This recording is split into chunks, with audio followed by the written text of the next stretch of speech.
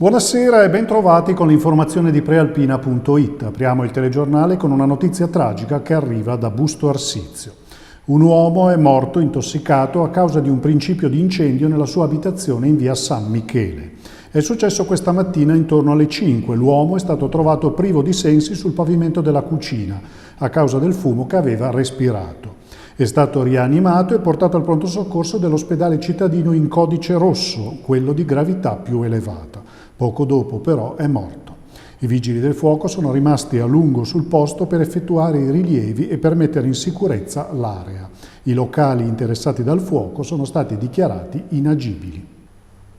Brusco calo delle temperature a Varese, con le minime a 10 e le massime a 18 gradi. Al Centro Geofisico Prealpino parlano di shock termico per il modo repentino con cui è cambiato il tempo. Ma fino a 20 anni fa era del tutto normale. Il servizio è di Elisa Polveroni con le immagini dell'agenzia Blitz. I varesini stanno vivendo una sorta di shock termico, si passa dai nuvoloni grigi al sole pieno, ma le massime non vanno mai oltre i 18-20 gradi in questi giorni.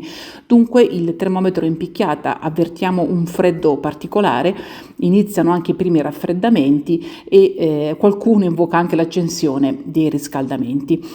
Si tratta dell'aria fredda di ritorno dai Balcani che però non sta portando grandi problemi, mentre altre zone d'Italia sono alle prese con pesante maltempo. Shock termico perché si è passati rapidamente dai 30 gradi dell'ultimo mese e mezzo ai 18-19 di questi giorni. In realtà, dicono sempre gli esperti del Centro Geofisico Prealpino, sarebbe del tutto normale una situazione del genere, solo che negli ultimi 20 anni ci siamo abituati a ben altre temperature sempre a rialzo. In realtà 20 anni fa, appunto, a 18 gradi a settembre sarebbero stati normalissimi. L'elicottero Volpe della Guardia di Finanza di Venegono Superiore ha scoperto un'altra maxi piantagione di marijuana nel parco del Ticino. Ci racconta tutto Marco Croci, le immagini sono della Guardia di Finanza. Un'altra maxi piantagione di marijuana nascosta nel parco del Ticino e a scoprirla anche questa volta sono stati i militari delle Fiamme Gialle. Indispensabile per la riuscita dell'operazione è stato l'intervento dell'elicottero della Guardia di Finanza decollato dalla base di Venegono Superiore. Dal velivolo è stata infatti individuata nell'area fluviale del comune milanese di Besate la presenza di 57 piante di canapa indiana alte circa 2,5 metri, per un quantitativo complessivo di oltre 240 kg. Gli arbusti, nascosti da una fitta vegetazione, erano disposti in maniera uniforme e irrigati con un articolato sistema automatizzato alimentato da pannelli solari che sfruttava le risorse idriche naturali del posto. L'indagine, coordinata dalla Procura di Pavia, ha visto in azione militari del Comando Provinciale della Guardia di Finanza di Milano, della Compagnia di Corsico e della Sezione Aerea di Varese, appunto, con il sostegno dei Vigili del Fuoco di Milano. Le attività proseguono ora per riuscire a identificare i responsabili della piantagione. Andiamo a Varese, dove ci sono stati controlli antidoping all'ippodromo. 2 persone sono state denunciate con l'accusa di frode sportiva e maltrattamento di animali. Avrebbero somministrato farmaci vietati a un cavallo. Si tratterebbe di una scuderia che viene dalla provincia di Milano. Il servizio è della redazione, le immagini sono dei carabinieri forestali. Controlli antidoping all'ippodromo di Varese. 2 persone sono state individuate con l'accusa di frode sportiva e maltrattamento di animali. Avrebbero somministrato farmaci vietati a un cavallo, primo classificato in occasione di una corsa. In base alle prime informazioni, il cavallo apparterrebbe a una scuderia della provincia di Milano, arrivata a Varese per disputare la gara. Le indagini, coordinate dalla Procura del capoluogo varesino, sono state condotte dai Carabinieri Forestali di Varese e Arcisate, in collaborazione col reparto operativo tutela agroalimentare di Roma. Secondo le indagini, poco tempo prima della gara, il proprietario e l'allenatore hanno somministrato all'animale sostanze dopanti che aumentano le prestazioni del cavallo in termini di velocità e resistenza, inibendo il dolore. Questi farmaci, vietati nelle corse equestri, sono potenzialmente dannosi per la salute dei cavalli. E sempre a Varese, premiate questa mattina dall'assessore regionale Guido Guidesi le attività storiche della provincia. La cerimonia si è svolta alle Ville Ponti. Sentiamo l'assessore Guidesi intervistato da Adriana Morlacchi. Le immagini sono di Angelo Puricelli dell'agenzia Blitz. Assessore, è una giornata di festa, qui abbiamo tante attività che sono da tutelare anche proprio per il benessere delle città. Noi siamo qua per questo, siamo qua per dire soprattutto grazie a queste attività che da tantissimi anni svolgono un servizio non solo dal punto di vista economico ma anche dal punto di vista sociale, perché grazie a loro ci sono i servizi, grazie a loro c'è la possibilità che le comunità continuino anche a rigenerarsi e a ripopolarsi, e per cui dal punto di vista funzionale hanno una funzione anche molto importante socialmente. Noi siamo qua a ringraziarle, a premiarle, ma anche a metterci a disposizione con una serie di strumenti che possono dar loro continuità, vitalità, innovando le tradizioni che da tantissimi anni portano avanti.